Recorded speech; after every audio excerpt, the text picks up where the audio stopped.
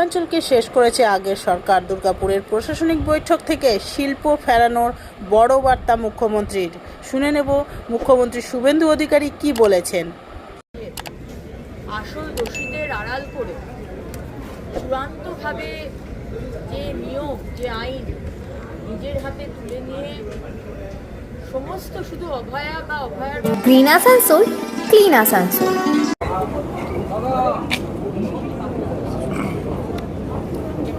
দেখুন, বিশেষ বার্তা নয়, আমরা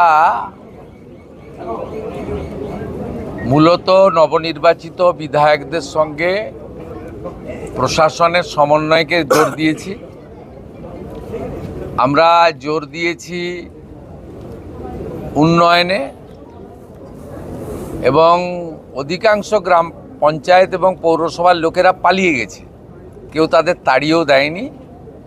ওদের মধ্যে দুটো গ্লানি কাজ করছে, একটা হচ্ছে ছাপ্পা মেরে জিতেছে, তো মানুষের ভোটে জেতেনি, আর দ্বিতীয় হচ্ছে আবাস যোজনা থেকে শুরু করে ঠিকাদারদের কাছ থেকে এত অগ্রিম নিয়ে রেখেছে, এই যে বিপর্যয়, রাজনৈতিক বিপর্যয়, টাকা ফেরত দিতে হবে, সেই জন্য পালিয়েছে ওরা। কিন্তু পঞ্চায়েত পুরসভা বন্ধ থাকার জন্য সাধারণ মানুষের অসুবিধা হচ্ছে। আমরা আজকে বলে দিলাম যে পঞ্চায়েতে সচিব আছে, সচিব কাজ করবেন, পঞ্চায়েত অফিসকে অচল করে রাখার কোনো অধিকার কোনো ব্যক্তি বা কোনো দলের নেই। পঞ্চায়েত সমিতির তো এক্সিকিউটিভ অফিসার হচ্ছেন বিডিও, তিনি কাজ করবেন। আমাদের সমস্ত স্কিম চালু করতে হবে। তৃতীয়ত, কেন্দ্রীয় সরকারের সমস্ত স্কিমে যুক্ত হয়ে গেছি আমরা, তার সুফল যাতে আগামী জুলাই মাস থেকে জনগণ পায়, তার জন্য প্রাথমিক যে কাজ, আয়ুষ্মান ভারতের পোর্টাল, বিশ্বকর্মা যোজনার এমএসএমই ডিপার্টমেন্টের কমিটি তৈরি করে ট্রেনিংয়ের প্রস্তুতি, আরও নতুন 15 লক্ষ মা বোন দিদিকে উজালার 400 টাকা কম গ্যাসের সুযোগ পাইয়ে দেওয়া, উজালা 3। এরকম অসংখ্য জায়গায় রয়েছে যেগুলো নেগলেক্ট হয়েছিল। আর চতুর্থত, প্রি মনসুনের প্রস্তুতি, যাতে ক্ষয়ক্ষতি হয়। পঞ্চম, সিন্ডিকেট, তোলাবাজি, কাটমানি বন্ধ হলো কিনা, সরকারি রাজস্ব আসছে না লিকেজ হয়ে যাচ্ছে। একটা শুধু বীরভূমের পাথরে 30 লাখ টাকা ডেলি রেভিনিউ থেকে 2 কোটি 30 লাখ হয়ে গেছে, এটা 5 কোটি যাবে। ওখানে রেভিনিউ লিকেজ ছিল ডেলি 5 কোটি, মাসে 150 কোটি, বছরে 1800 কোটি। কি টাইপের রেভিনিউ লিকেজ হয়েছে, এটা একটা এক্সাম্পল। এটা সব জায়গায় আছে, পশ্চিম বর্ধমান, পূর্ব বর্ধমানে বালিতে তো ভয়ঙ্কর।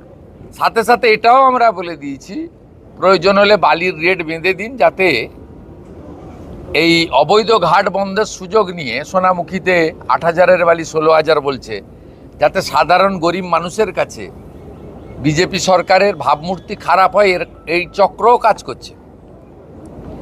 এটাও আমাদের এইসব বিষয়ে অগ্রাধিকারের ভিত্তিতে আমরা করেছি, এবং আধিকারিকরা যাতে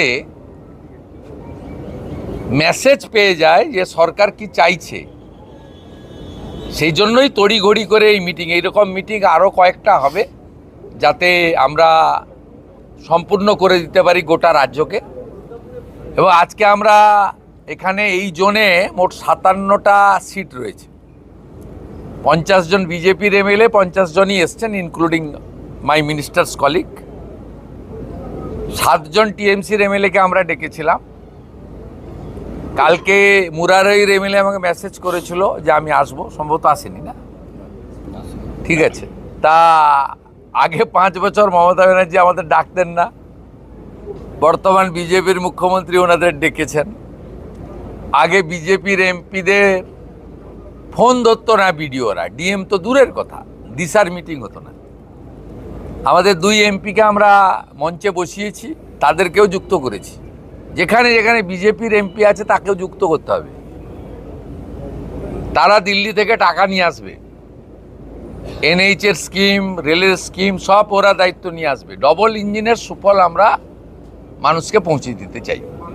পরিশেষে দুর্গাপুরে শিল্পাঞ্চলের বিষয়ে আমাদের 2-3 মাস আপনারা দিন।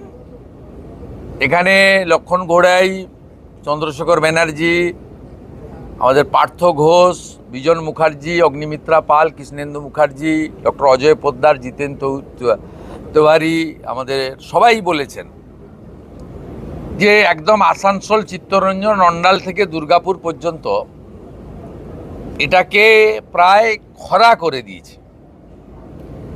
সেল, অন্যান্য যা অর্গানাইজেশন আছে, সেন্ট্রাল গভর্নমেন্ট, স্টেট গভর্নমেন্ট, আমরা একসঙ্গে মিলে এখানে কিভাবে শিল্পে জোয়ার আনতে পারি, বিকল্প কর্মসংস্থানের সুযোগ দিতে পারি, এটাও আছে। কিন্তু আমরা ওই হাততালি কুড়ানোর জন্য ওই দেউচা পাচামির মতো ফ্রড কথাবার্তা বলি না, বলবো না। আমরা সিদ্ধান্ত নিয়েছি কথা কম কাজ বেশি, যা বলবো ভেবে বলবো, আর যেটা বলবো সেটা করে দেখাবো। আর লাস্ট আপনাদের বললাম, আজকে মুখ্যমন্ত্রী এসেছিলেন, 5 জন মন্ত্রী এসেছিলেন, চিফ সেক্রেটারি, ডিজিপি এসেছিলেন। রাস্তা বন্ধ হয়েছে? এর আগে সরকারের এই ধরনের প্রশাসনিক সভায় 2 থেকে 4 কোটি টাকা খরচ হতো। আজকে আমাদের ন্যূনতম যেটুকু না করলে নয়, সবাই দুপুরের পরে যোগদান করলেন, সন্ধ্যার সময় বেরিয়ে বাড়ি চলে গেলেন। আমরা প্রশাসনিক খরচ কমানোর উদ্দেশ্য নিয়েই অপ্রয়োজনীয়। বিগত দিনের সরকারের সময় 3 দিন ধরে সব শুট বুক থাকতো। 40 জন আইএস, 50 জন আইপিএস, 7,000 পুলিশ এবং কয়েক কোটি টাকা জলে ফেলা হতো। আজকে এগুলো আশা করি দেখতে পাননি, ভবিষ্যতেও আমরা সুযোগ দেব না এসব দেখার। এটা প্রো পিপুল গভর্নমেন্ট, ডবল ইঞ্জিন গভর্নমেন্ট। এই গভর্নমেন্ট মানুষ যা চায় তাই করবে। আপনার সরকার আপনার পাশে, আপনারা এই সুযোগ পরিষেবা আপনারা পাবেন, এটাই ছিল আমাদের মূল বিষয়।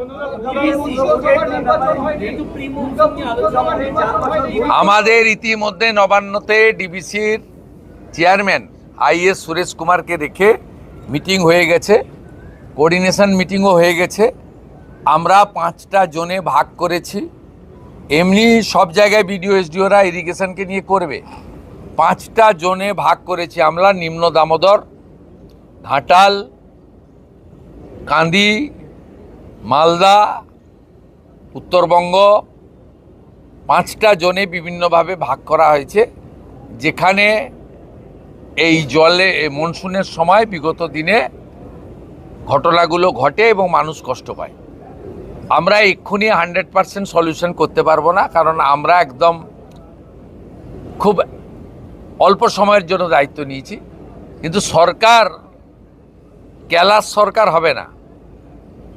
আর পাহাড়ে মানুষ ভেসে চলে যাবে, আর মুখ্যমন্ত্রী মা দুর্গাকে নিয়ে প্যারেড করবেন, এসব কাজ এই সরকার করবে না। এটা সংবেদনশীল সরকার, সচেতন সরকার, জনগণের প্রতি দায়বদ্ধ থাকা সরকার।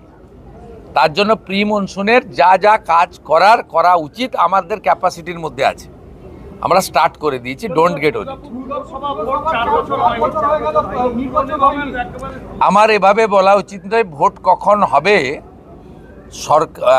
স্টেট ইলেকশন কমিশন বলবে। আমরা শুধু বিশ্বাস করি, হাওড়াতেও যেটা আমি দুপুরের আগে বলে এসেছি, যত দ্রুত সম্ভব নির্বাচিত বোর্ডের হাতে ক্ষমতা হস্তান্তর আমরা চাই। দুর্গাপুরের মানুষকে আমি আশ্বস্ত করতে চাই, দুর্গাপূজা বা কালী পুজোর পরে যে কোনো সময় নির্বাচন করার বিষয়ে সংশ্লিষ্ট দপ্তরের মন্ত্রী অগ্নিমিত্রা পাল বা রাজ্য সরকার, আমরা সহযোগিতা করব স্টেট ইলেকশন কমিশনকে। তার আগে ডিলিমিটেশন, চূড়ান্ত ভোটার তালিকা প্রকাশ এবং এখন যে নাগরিক পরিষেবাটা চালু করা দরকার, এই কাজটা করার জন্য আমরা নির্দেশিকা বলেছি এবং মাননীয় মন্ত্রী নিজে মনিটরিং করছেন প্রধান সচিবকে নিয়ে। শুধু একটা কথা আমি দুর্গাপুরের মানুষকে আশ্বস্ত করতে চাই, 2017 সালে আপনারা দুর্গাপুর কর্পোরেশনের ভোটে কেউ ভোট দিতে পারেননি। ভারতীয় জনতা পার্টির শাসনকালে কোনো নির্বাচনে কোনো ভোটার ভোটাধিকার থেকে বঞ্চিত হবেন না। আমাদের সময়কালে একটি রিপোল চলছে, ফলতাতে আপনারা শত চেষ্টা করেও উৎসবের পরিবেশ ছাড়া অন্য কিছু ছবি দেখাতে পারেননি এবং 90% পোল রিপোলে হয়েছে। বিশেষ করে 10 বছর বঞ্চিত থাকা ভোটাররা উৎসবের মতো ভোট দিয়েছেন। গ্রামবাসীরা সবাই মিলিত হয়ে খাওয়ারের ব্যবস্থা করে ভোট দিচ্ছেন। আমি টিভিতে ইউটিউবে যা দেখছি তাতে ভারতীয় জনতা পার্টির শাসনকালে প্রথম একটি নির্বাচন গণতন্ত্রের মহোৎসবের মতো কিভাবে উৎসবের আকার নিতে পারে, ফলটা দেখলেই সারাটা দিন কেমন যাবে ভোরবেলায় বোঝা যায়। তাই দুর্গাপুরের মানুষ আশ্বস্ত থাকতে পারেন, বাঁকুড়া থেকে বীরভূম থেকে গুন্ডা এনে 2017 সালে আপনাদের ভোট দিতে দেননি। তাই আপনারা যখনই সুযোগ পান ওদেরকে শিক্ষা দেন। 2019-এ শিক্ষা দিয়েছিলেন, আলুয়া লেজি জিতেছিল। 2021-এও আপনারা একটা সিট জিতিয়েছিলেন, আর একটা সিট খুব ক্লোজ, 2000 না 2500-এ আমরা লস করেছিলাম। 24-এও দিলীপ দাকে লিড দিয়েছেন এখান থেকে দুটো সিটেই। আর এবারে তো একজন 38 একজন 32, একদম হাত খুলে ভোট দিয়েছেন।